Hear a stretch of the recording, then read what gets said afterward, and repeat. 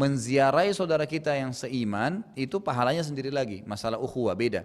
Tapi kalau kita menziarahi yang punya hubungan kerabat, hubungan darah itu lain, pahalanya lebih besar. Gitu kan?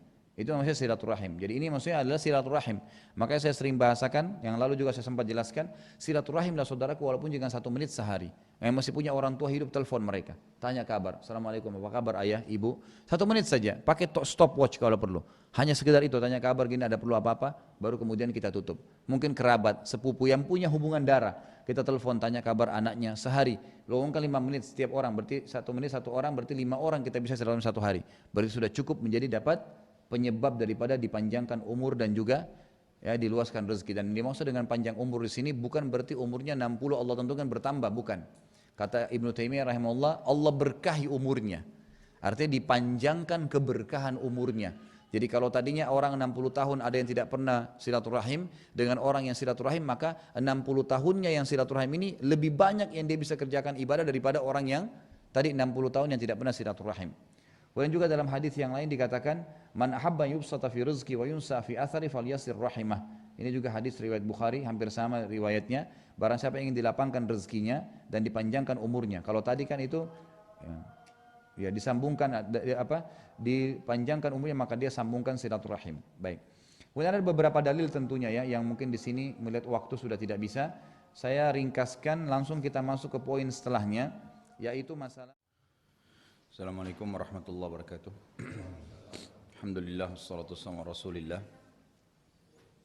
Jadi saya kuatkan kembali salah satu poin yang akan mendatangkan rezeki adalah haji dan umrah. Dan itu sesuai dengan sabda Nabi sallallahu alaihi wasallam dalam hadis riwayat Imam Ahmad, Tirmidzi, Nasa'i, Ibnu Khuzaimah dan Ibnu Hibban dengan sanad yang sahih bahwasanya Rasulullah SAW bersabda, tabi'u bainal haji wal umrah فإنهما ينفيان الفقر والذنوب كما ينفي الكير خبث الحديد والذهب والفضة وليس للحجة المبرورة ثواب إلا الجنة. Sertakanlah selalu ibadah haji dengan umrah.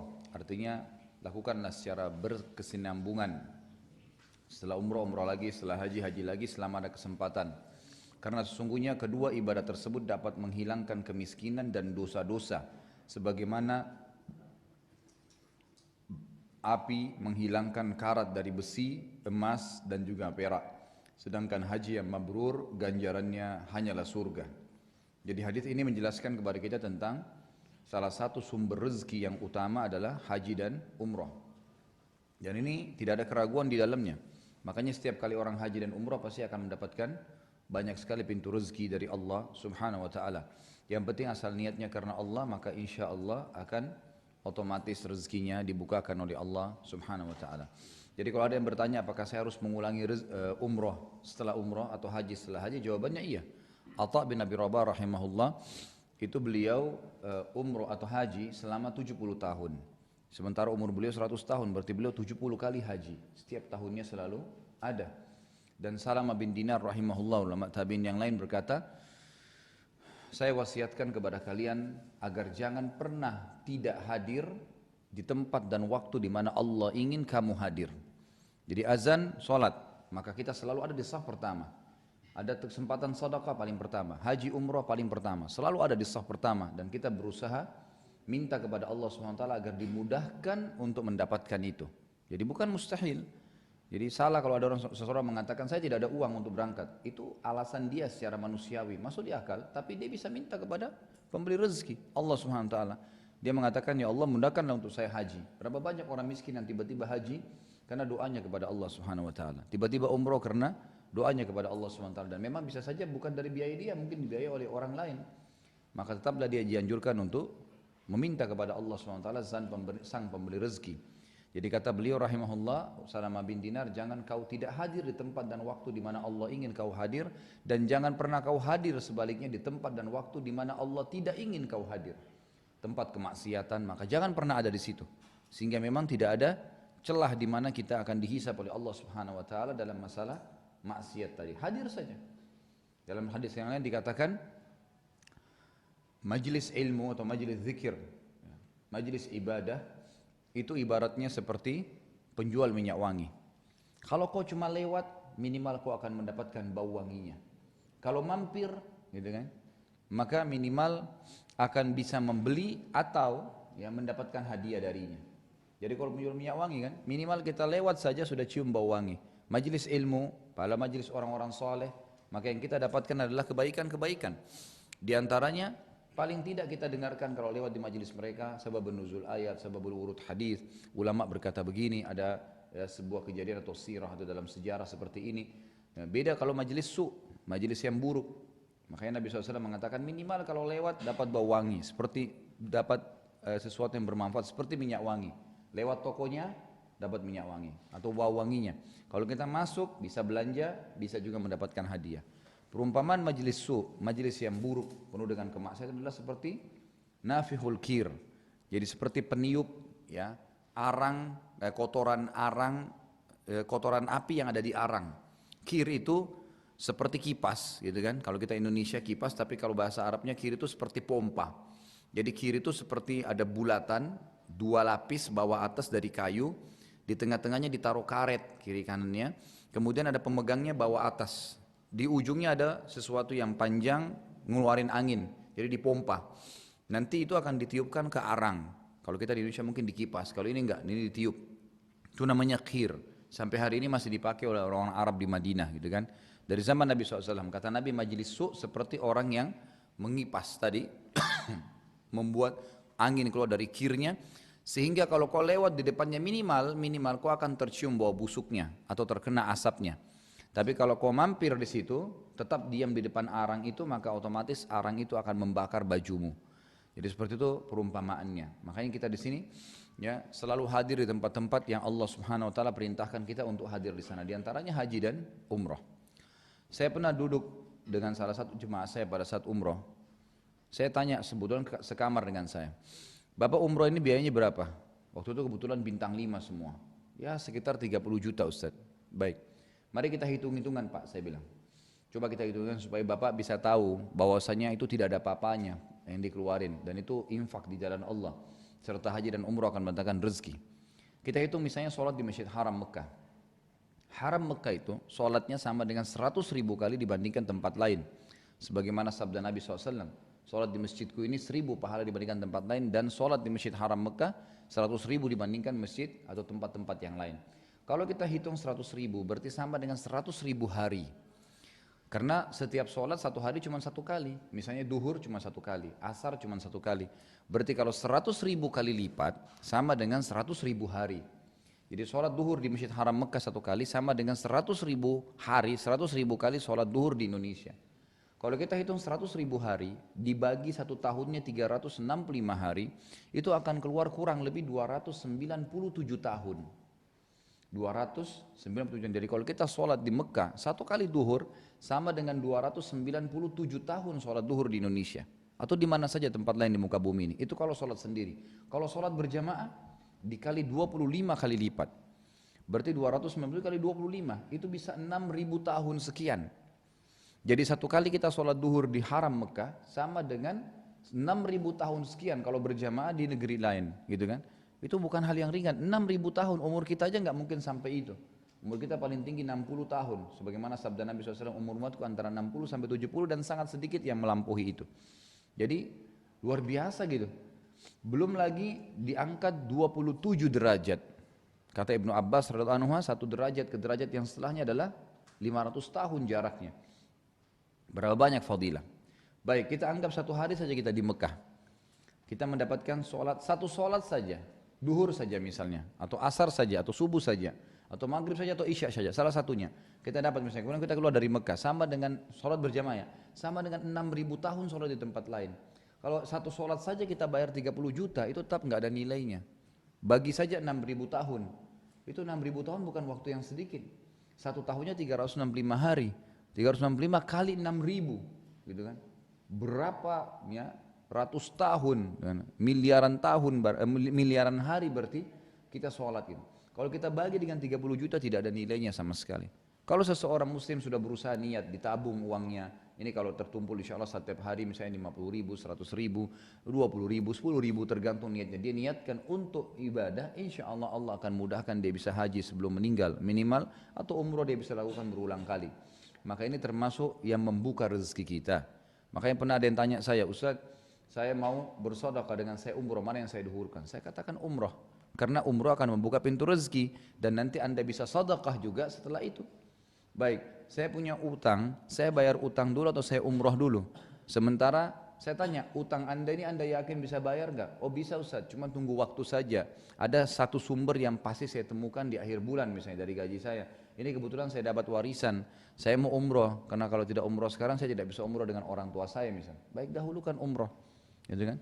Kecuali kita tidak tahu ada sumber lain atau tidak, maka bayar utang dulu baru umroh. Tapi yang jelas di sini umroh termasuk bagian daripada rezeki yang terbuka.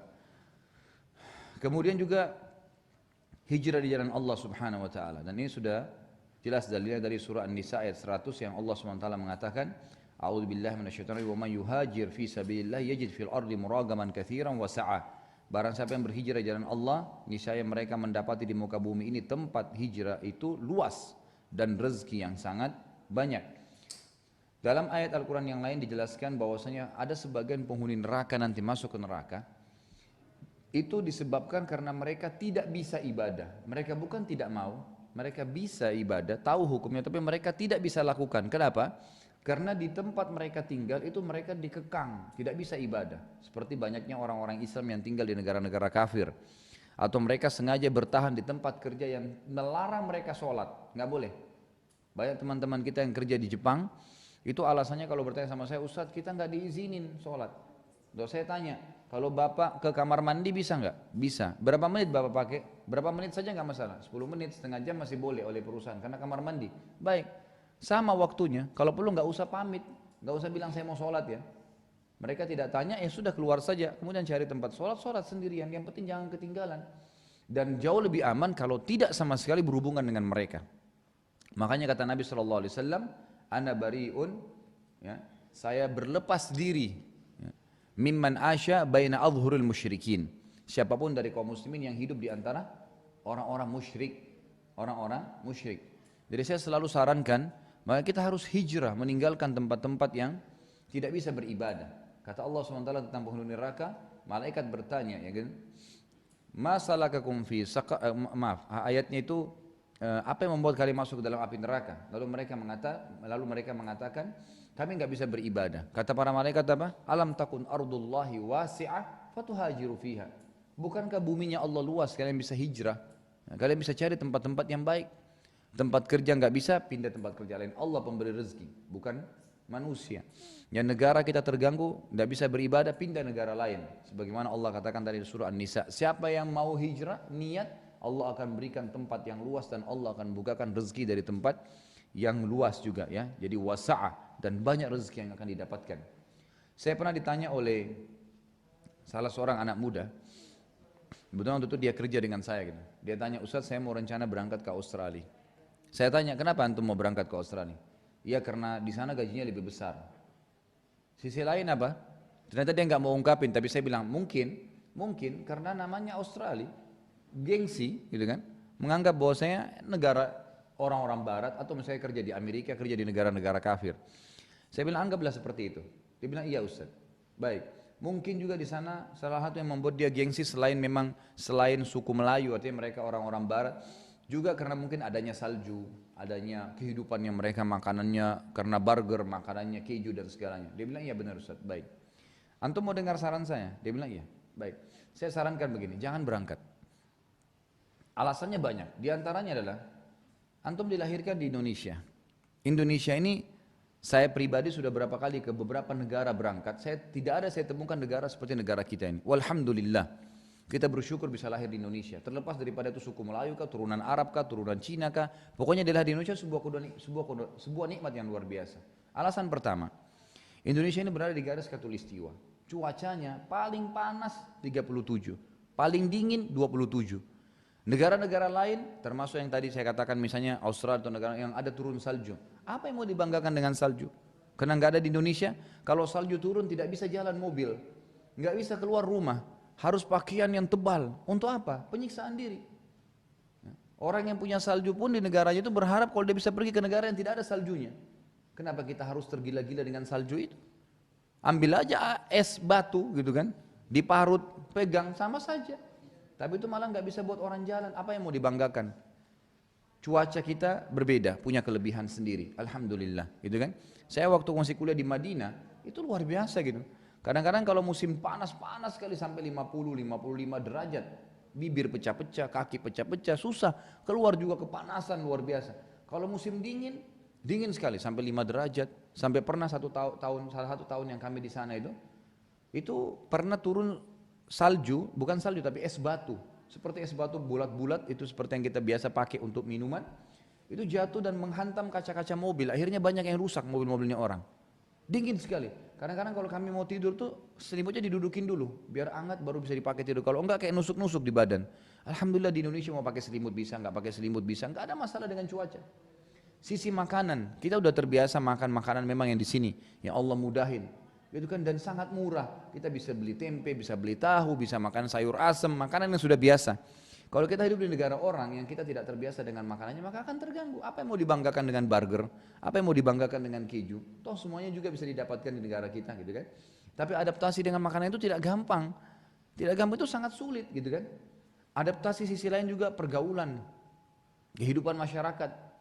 Umumnya semua pendatang itu biasanya dianggap remeh oleh orang yang punya tempat, gitu kan? Nanti dianggap oh pendatang, oh begini. Berapa banyak ada kerabat saya kerja sampai sekian tahun, lebih dari 10 tahun, 15 tahun kerja di Amerika, kerja di restoran, pulang ke Indonesia nggak bisa buat apa-apa juga. Beli rumah umumnya seperti kalau dia kerja 15 tahun di Indonesia, insya Allah sudah bisa bangun rumah yang sama. Dengan 140 meter misalnya, bisa saja. Kenapa harus paksakan diri gitu kan? Jadi banyak sekali hal-hal yang harus jadi bahan pertimbangan. Dan dari sisi yang lain juga, kalau dikatakan gajinya tinggi, kita hitung. Karena masalahnya teman-teman yang berangkat ini mengkurs dolar ke rupiah. Oh saya terima sekian, $1.000 misalnya. Oh berarti di atas 10 juta kalau pakai US dollar. Besar 10 juta, oh berarti gajinya besar ya. Di Indonesia saya cuma kerja gaji dapat 2 juta misalnya. Baik, sekarang 10 juta itu dia tidak perkirakan, dia tidak hitung berapa sewa apartemennya di sana, berapa ongkos hidup. Itu juga akan habis, karena besarnya atau mahalnya biaya hidup, gitu kan.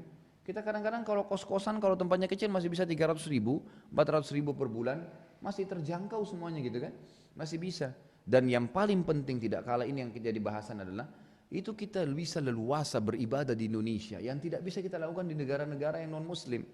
Tentu kalau ke negara Islam berbeda, tapi kalau negara non-muslim, maka sama sekali saya sarankan untuk tidak pergi. Kita di sini alhamdulillah, dari antara gang ke gang masjid semua. Mau sholat tinggal mampir, azan tinggal mampir pakai motor atau pakai jalan kaki, pakai mobil bisa mampir setiap saat. Bahkan saya katakan salah di Indonesia ini kalau ada orang yang ketinggalan sholat Jumat atau ketinggalan sholat wajib, di mana-mana masjid. Kemarin saya kumpul sama teman-teman pengurus Masjid Al-Ikhlas di Jati Padang, Jakarta Selatan. Dia bilang, Ustaz tahu data masjid di Jakarta Selatan kami kumpulin, Masjid Al-Ikhlas ini kirim tim. Itu Jakarta Selatan saja masjid sama musola jumlahnya 2.300 jumlahnya. Antara gang ke gang ada masjid, ada musola banyak, maka leluasa ibadah. Inilah yang kata ulama tafsir dalam ayat tadi. Malaikat bertanya kepada penghuni neraka, kenapa kalian tidak beribadah? Kenapa kalian masuk ke dalam neraka? Mereka mengatakan, kami dulu mustada'afina fil ard. Kami lemah dulu. Kami nggak bisa ibadah. Tapi mereka tahu hukumnya. Kami kerja di satu tempat, kami nggak bisa makan dapat gaji dari mereka, terpaksa. Kata malaikat apa? Alam takun ardullahi wasi'ah, fatuhajiru fiha. Bukankah buminya Allah luas, kalian bisa hijrah? Bukankah tempat kerja banyak? Allah memberikan rezeki semut di lubangnya kok. Kan gitu. Kenapa harus bertahan? Dan saya terus terang salah satu di antara ya teman-teman dai yang sangat kagum dengan pendapatnya Syekh Albani rahimahullah berhubungan dengan teman-teman kita di Palestina. Beliau satu-satunya ulama yang menyebutkan fatwa ini. Nah, kebetulan ada salah satu buku beliau itu fatwa-fatwa Syekh Albani, saya kebetulan yang mengedit terjemahannya gitu kan. Yang diterbitkan dengan Pustaka As-Sunnah, itu kemarin saya yang sempat edit. Dan situ banyak statement beliau, diantaranya beliau menganjurkan seluruh masyarakat Palestina sekarang untuk keluar dari Palestina, nggak boleh bertahan di Palestina. Beliau sarankan itu, keluar ke negara-negara Islam sekitar situ, mungkin Yordania, mungkin Syria, mereka keluar. Tapi bukan meninggalkan, tidak. Mereka membentuk kekuatan, nanti masuk lagi. Dibandingkan sekarang mereka bertahan, tiap hari dibunuh, tiap hari perempuannya diperkosa, tiap hari disiksa gitu kan. Walaupun Allah SWT masih memberikan pertolongan, tapi yang jelas Mereka akan jauh lebih kuat kalau diambil istimbat daripada kisah Nabi Musa alaihissalam. Waktu mengajak Bani Israel untuk masuk ke Palestina, mereka bilang kan, mereka nolak, wahai Musa, inna fiha qauman jabbarin wa inna lan nadkhula hatta, ya, kami di sana ada hatta yakhruju minha. Di sana itu di Palestina ada orang-orang yang jabbar, orang-orang yang kuat-kuat gitu kan. Kami nggak mau masuk sampai mereka semua keluar dari situ. Maka mereka lalu berkata kalimat yang tidak sopan kepada Nabi Musa, "Idhhab anta wa rabbuka faqatila innaha huna qaidun." Pergilah wahai Musa dengan Tuhanmu berdua perangi sendiri mereka di Palestina, baru kalau sudah menang panggil kami. Maka apa yang terjadi? Allah Subhanahu wa taala menyuruh Nabi Musa alaihissalam melupakan generasi itu, lupakan. Lalu kader anak-anak mereka. Allah mengatakan arba'ina sana yatihuna fil ard. Bina kader-kader yang 40 tahun nanti, kan gitu. Maksudnya di bawah mereka biarin sampai mereka jadi generasi baru. Kader ini tinggalin bapak-bapak mereka yang keras kepala itu. Setelah generasi baru yang terdidik, ya, baru kamu serang Palestina. Ternyata betul. Generasi Rabbani yang baru tumbuh ini, barulah mereka pakai untuk menyerang. Ini yang awal-awal sudah rusak, udah nggak bisa. Dan gitu, mereka sudah tidak mau berfanatik dengan pendapatnya gitu. Tapi di sini sistem yang diterapkan oleh Syekh Al-Albani rahimahullah supaya jangan umat Islam tertindas terus. Sementara memang tidak ada yang bisa bantu dari luar, gitu kan? Semua sekarang negara Islam tidak bisa dipungkiri mengangkat tangan dari kejadian. Sampai kapan Palestina akan diserang oleh Islam? Sampai karena mereka tetap bertahan sudah bertahun-tahun ya. Kita sudah tahu kasus 5 tahun yang lalu, akhirnya Israel membagi dua Palestina. Sebelumnya tidak, sebelumnya masih seluruh Palestina wilayah umat Islam, gitu kan? Cuman mereka masih berusaha orang Yahudi untuk masuk. 5 tahun yang lalu mereka sudah berhasil masuk secara 100%, kemudian mengambil wilayah Palestina yang semuanya terdiri dari pohon-pohonan, buah-buahan yang subur, yang padang pasirnya, kan gitu, itu wilayah Gaza dikasih kepada orang Palestina, yang padang pasir, nggak ada tanaman-tanamannya, disuruh hidup di situ, terus dibuat tembok blokade, terus ini kalau terus mereka biarin, maka akan terus terjadi hal-hal yang lebih besar daripada itu. Tapi kalau mereka pada beberapa tahun yang lalu waktu Syekh Al-Albani keluarkan fatwa, ini fatwa sudah dikeluarkan mungkin 15 tahun yang lalu. Kalau mereka mundur keluar, mereka bentuk kekuatan lalu mereka masuk merebut wilayah mereka, itu jauh lebih baik. Itu jauh lebih baik gitu kan. Maka hijrah ini adalah salah satu ya kata kunci seseorang bisa jauh lebih tenang. Hijrah dari negara ke negara, hijrah dari tempat ke tempat kerja, hijrah dari kehidupan kemaksiatan kepada kehidupan yang aman dan iman itu jauh lebih menenangkan seseorang untuk ibadah kepada Allah Azza wa Jalla. Jadi ini kurang lebih bahasan, mudah-mudahan Allah Subhanahu wa taala memudahkan kita memahaminya dan juga mengamalkannya. Serta setelah ini insya Allah sudah akan lebih tenang kita dalam mencari rezeki Allah Subhanahu wa taala dengan beberapa poin-poin tadi. Yang pertama saya ingatkan kembali adalah selalu mensyukuri nikmat Allah Subhanahu wa taala dan sudah kita jelaskan dalilnya panjang lebar. Dan yang kedua adalah berinfak, dana-dana yang kita milikin ya setiap harinya, setiap saat kita mendapatkannya langsung kita keluarkan haknya Allah di situ. Kemudian yang ketiga adalah mencari semua yang halal dan thayyib serta menjauhi yang haram. Ya, dan sudah kita jelaskan juga dalil-dalilnya. Yang keempat memperbanyak istighfar kepada Allah Subhanahu wa taala. Yang kelima kita bertakwa kepada Allah Subhanahu wa taala dan mengikhlaskan ibadah kepadanya. Yang keenam adalah bersilaturahim. Serta yang ketujuh ya haji dan umrah, dan yang kedelapan adalah hijrah di jalan Allah atau di bumi Allah yang leluasa untuk beribadah di dalamnya. Baik, sampai sini kalau ada yang mau bertanya silakan. Allah. Assalamualaikum warahmatullahi wabarakatuh. Waalaikumsalam.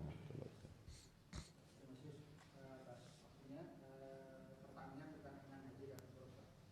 Nah, kalau kita umroh katakanlah sudah selesai umroh itu biasanya kalau yang paling tidak 9 hari ya. Kemudian di sana itu cukup umrohnya sekali. Apakah waktu di sana 9 hari itu perjalanan 2 hari, berarti ada 7 hari. Apakah setelah umroh selesai umroh lagi itu apakah umrohnya cukup sekali aja? Karena realitas banyak yang melakukan begitu. Umrohnya sampai 2-3 kali. Yang kedua, banyak travel-travel yang menjalankan haji dan umroh dengan memberikan dana talangan dari bank, ya banknya yang konvensional gitu. Bagaimana itu kalau yang diambil itu bank yang konvensional gitu? Baik. Pertama, bagaimana dengan umroh yang dilakukan berulang kali dengan 1 kali perjalanan? Ya. Jadi ada 2 pendapat ulama. Yang pertama adalah mengatakan 1 kali perjalanan, 1 kali ibadah. Jadi 1 kali haji, jelas 1 kali haji. Kalau umroh 1 kali umroh juga. Ini pendapat yang pertama. Mereka beristidlal dengan dalil mengatakan tidak pernah ternukil kepada kita bahwasanya Nabi SAW dan juga para sahabat umroh sampai 2 kali dalam 1 kali perjalanan. Jadi seperti itu saja, karena tidak pernah ternukilkan kepada kita bahwasanya Nabi SAW dan para sahabat pernah umroh 2 kali dalam 1 kali perjalanan, gitu kan? Yang ada malah umroh kemudian pulang, kan itu. Baik, ini pendapat. Pendapat yang kedua mengatakan tidak, masih terbuka, khusus bagi penduduk yang berada di luar kota Mekah atau yang berada di luar Jazirah Arab secara khusus. Umumnya yang berada di luar kota Mekah dan Jeddah, karena kota Mekah dan Jeddah ini mikotnya mereka dari rumah sendiri. Jadi mereka pakai ihram dari rumah langsung saja masuk haram umroh selesai. Tapi selain kota Mekah dan Jeddah, itu mereka berihram dari mikot, termasuk penduduk Madinah. Selama mereka harus melewati mikot, berarti masih terbuka kesempatan mereka untuk melakukan ibadah itu semampunya. Dengan pertimbangan, terutama luar Jazirah Arab, ya kalau kayak kita di Indonesia atau negara-negara yang memang pertimbangannya pertama perjalanan jauh, yang kedua pertimbangannya itu besarnya biaya, gitu kan? Waktu yang dipakai, selain jarak jauh capek misalnya, jaraknya walaupun naik pesawat, tetap safar itu kita atau minal adab kata Nabi SAW. Ada bagiannya yang termasuk adab. Jadi orang merasa tidak nyaman dengan safar, letih lah, capek lah, sumpek dan seterusnya. Jadi ada banyak pertimbangan, gitu kan? Jaraknya, capeknya, dan biayanya gitu. Seperti kalau kita di Indonesia misalnya sekarang umroh itu tidak akan kurang dari 20 juta. Walaupun memang itu sudah masuk paket 9 hari. Tapi siapa saja yang bisa mengumpulin uang 20 juta? Bagaimana kalau seseorang memang dia hanya mampu mengumpulkan uang 20 juta dalam seumur hidupnya untuk umroh. Maksudnya dia tinggal di gunung gitu, sekali bisa umroh. Sementara ayah ibunya belum pernah umroh sebelumnya dan sudah mati. Umroh dan haji untuk orang mati itu boleh kan dalam Islam, dan dalilnya cukup banyak yang sahih berhubungan dengan masalah itu. Di antaranya hadis Bukhari, kata Nabi SAW kepada seorang sahabat yang berkata, ya Rasulullah, ayah saya nggak bisa lagi perjalanan jauh, sudah sangat tua. Ada beberapa riwayatnya yang mengatakan sudah meninggal, gitu kan? Apakah boleh saya haji dan umroh untuknya? Kata Nabi SAW, haji dan umroh lah untuknya, gitu kan? Berarti dibolehkan. Nah sekarang dia cuma bisa biaya umroh sekali seumur hidup. Pada saat dia umroh ke sana, kemudian ayah ibunya memang yang tadinya belum pernah umroh, sementara hukum syar'i membolehkan dia umroh dan haji untuk keluarganya yang sudah meninggal. Kan? Dia kalau kembali Indonesia mungkin tidak bisa kembali lagi karena tidak ada biayanya.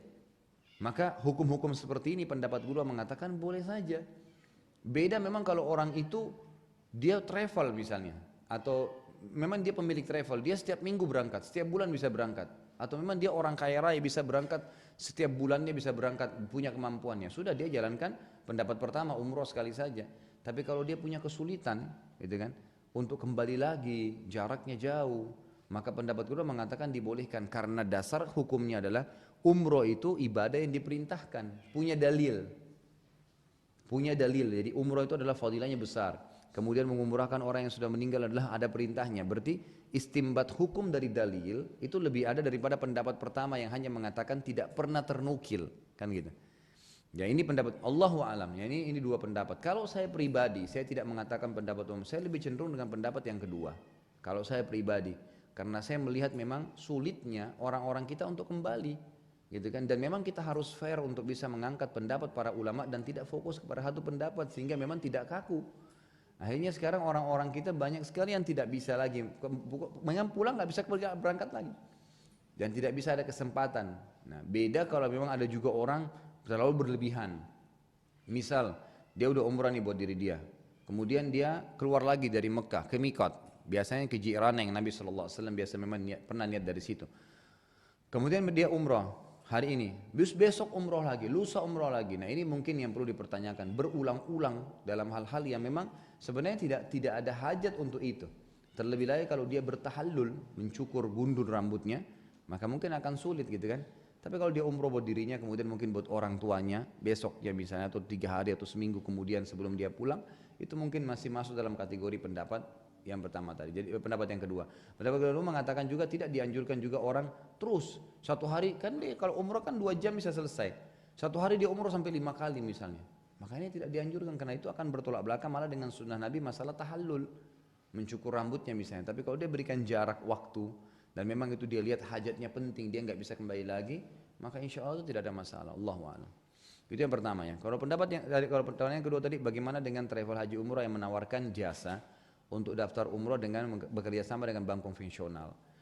Pertama sekali kita sudah tahu bank konvensional adalah bank riba, dan semua yang berhubungan dengan bank riba itu berarti kita terlibat di dalamnya, gitu kan? Meminjam uangnya kah, gitu kan? Menggunakan fasilitasnya kalau memang dalam keadaan-keadaan memang tidak ada solusi lain tapi tetap aja dilakukan. Maka itu berarti tetap misalnya KPR, mobil, motor gitu, itu kan semua kalau menggunakan bank ribawi berarti jelas akadnya riba. Maka dia masih punya misal minimal solusinya ada perbankan syariah, misal minimal, atau misalnya dia sabar, dia nggak usah buru-buru gitu. Nah kalau memang dasarnya adalah haram untuk menggunakan uang pinjaman dari bank konvensional, karena jelas mereka menggunakan akad hutang piutang. Utang, saya utangkan kamu 10 juta, kamu bayar 12 juta, dicicil 24 bulan, tetap utang namanya, itu yang riba. Itu riba ya jelas-jelas, ya ainur riba di situ. Jadi nggak boleh. Jadi kan nggak boleh, jelas nggak benar. Dan Allah SWT, dan Nabi SAW mengatakan apa? Innallaha tayyibun la yaqbalu illa tayyiba. Allah suci, bersih, tidak terima kecuali yang suci dan bersih. Kata ulama hadis adalah termasuk dana yang dipakai. Jadi ibadah tidak akan diterima kalau menggunakan pendapatan yang haram. Di antaranya orang hasil korupsi dipakai umroh haji, menghajikan umroh, tetap tidak diterima umroh tersebut karena memang pakai dasarnya uang-uang yang haram. Gitu Pak ya. Ada lagi?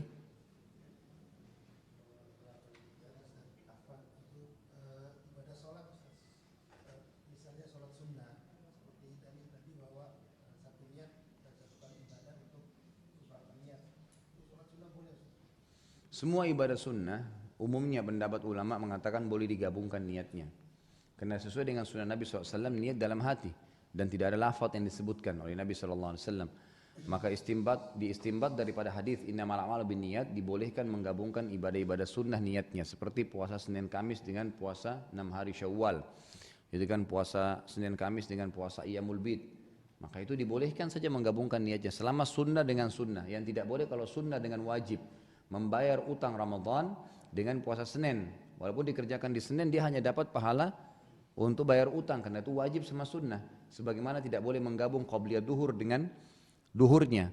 Tapi kalau menggabungkan antara qabliyah duhur dengan solat sunnah wudhu misalnya, atau solat tahiyat masjid atau solat qabliyah, maka itu tidak ada masalah selama sunnah dengan sunnah gitu. Allahu a'lam.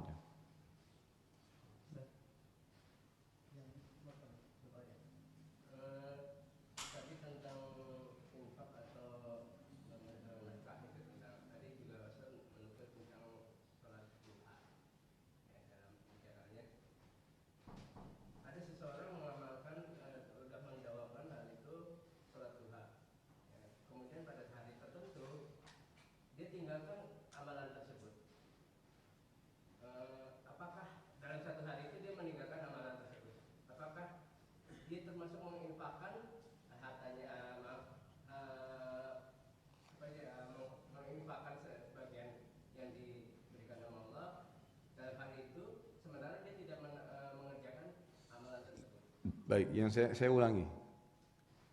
Kalau orang sudah berinfak, orang kalau sudah sholat 2 rakaat duha, berarti sama dengan dia berinfak 360 sendi tubuhnya. Sebagaimana dalam hadis kita sebutkan. Kalau ada orang rutin mengerjakannya dan ada satu hari di mana dia tidak mengerjakan sholat duha, apakah dia harus mengeluarkan infak untuk 360 sendinya? Begitu ya pertanyaannya. Baik. Jadi pertama sekali sholat duha adalah hukumnya sunnah. Ditinggalkan sama dia atau tidak dikerjakan atau tidak dikerjakan tidak ada masalah buat dia. Kalau dikerjakan dapat pahala dan dapat fadilah tadi. Kalau ditinggalkan maka dia tidak berdosa.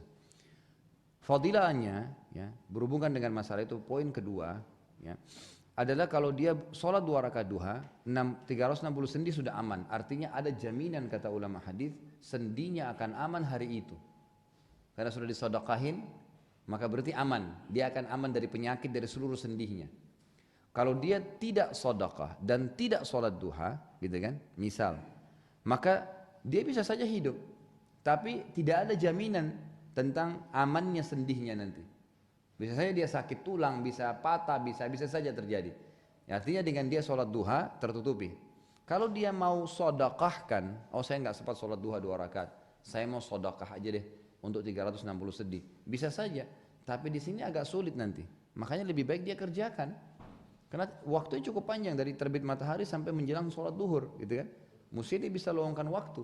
Dan 2 rakaat itu paling lama kalau dengan tenang 5 menit, 10 menit paling, kan gitu. Sebentar sekali gitu. Mungkin sama hitungan kita jalan dari mana gitu kan. Mungkin kita dari duduk ke dispenser ambil air kembali lagi duduk itu mungkin sudah 5 menit sampai 7 menit itu sudah bisa sholat duha sebenarnya. Dengan dia kerjakan ringan kalaupun dia dalam keadaan sibuk gitu kan. Yang penting dia usahakan kerjakan. Jadi sebaiknya dia kerjakan karena kalau mau berinfak pun untuk hari itu dia tidak tahu kadar nilainya. Sekarang 1 sendi berapa harganya? Kan gitu. Kalau mau dikali 306, kalau 1 sendi harganya 1 juta. Coba antum patah sendinya ke dokter tulang, tanya kalau 1 sendi ini patah saya bayar berapa? Kalau dia bilang 1 juta misalnya untuk operasinya segala gitu kan, berarti kali deh 360 juta harus diinfakkan. Mestinya begitu. Allah ringankan 2 rakaat sholat duha, selesai, akan menutupi semua itu. Maka semestinya seorang mukmin tidak meninggalkan itu. Makanya di antara sunnah-sunnah yang Nabi SAW tidak tinggalkan walaupun dalam keadaan safar adalah sholat witir, duha dan 2 rakaat sunnatul fajr antara azan dan iqamah subuh kan. Itu yang termasuk di safar pun Nabi tidak pernah tinggalkan duha itu. Pada sunnah-sunnah lain kayak sunnah rawatib misalnya qabliyah, ba'diyah duhur, itu kan itu ba'diyah maghrib, ba'diyah isya itu ditinggalkan oleh Nabi SAW pada saat safar. Tapi yang ini nggak ditinggalin. Kalau kasusnya ini kasusnya dia meninggalkan sholat itu untuk mengerjakan suatu kewajiban, bagaimana? Umpamanya menuntut ilmu katakanlah. Dia meninggalkan sholat duha, kemudian dia untuk menuntut suatu organisasi atau menuntut ilmu. Sebenarnya begini, jadi jangan dipertemukan. Kalau antum pertemukan begitu nanti antum akan kesulitan sendiri. Bagaimana kita men-setting waktunya, gitu kan? Jadi antum bilang, bagaimana kalau seandainya dia tinggalkan duha untuk nuntut ilmu? Sebenarnya bisa digabungin. Nuntut ilmunya di mana? Di masjid, sholat dulu, kan? Tahiyat masjid bisa digabungin sama duha. Oh di sekolah begini, pamit dulu begitu tiba. Sebentar 5 menit, minta izin untuk sholat di mana, sholat dulu kemudian baru hadir di majelis ilmu. Bisa digabungin. Apalagi waktunya, kecuali kalau sholat duha itu memang 1 jam, taklim 1 jam itu mungkin susah kan gitu. Tidak ada opsi. Tapi duha 5 menit, taklim bisa 1 jam 2 jam, maka tidak mengganggu sama sekali. Jadi jangan dipertemukan begitu, nanti akan kesulitan sendiri. Sama sebaliknya saya kadang-kadang kalau nasihatin ikhwah-ikhwah yang masih kadang-kadang ada yang masih malas ibadah, saya tanya kenapa kamu nggak sholat? Pernah ada orang saya tanya gitu. Oh saya lebih baik Ustaz daripada teman saya yang tidak sholat sama sekali. Jadi dia patokannya orang yang lebih buruk, maka tidak akan pernah dia berubah karena dia membenarkan perilakunya kan. Mestinya patokannya adalah orang yang sholat 5 waktu. Kalau dia bandingkan dengan orang yang tidak pernah sholat ya sama-sama di neraka nanti. Kan ini. Jadi kurang lebih begitu gambarannya. Tonton. Assalamualaikum warahmatullahi wabarakatuh. Terima kasih atas kesempatannya. Ini sehubungan dengan sholat sunnah tahiyatul masjid. Kalau di Mekah itu kan pengganti sholat tahiyatul masjid adalah tawaf. Bagaimana kalau seandainya ya mungkin enggak tawaf gitu, mungkin kondisinya agak. Jadi bukan di Mekah itu bukan tawaf pengganti tahiyat masjid, bukan. Menggantikan, bahasanya beda. Kalau pengganti itu akan lain pemahamannya nanti. Jadi menggantikan, kalau Bapak sudah tawaf, boleh tidak tahiyat masjid, boleh. Sudah menggantikan. Tapi bolehkah setelah tawaf saya tahiyat masjid? Boleh, nggak masalah.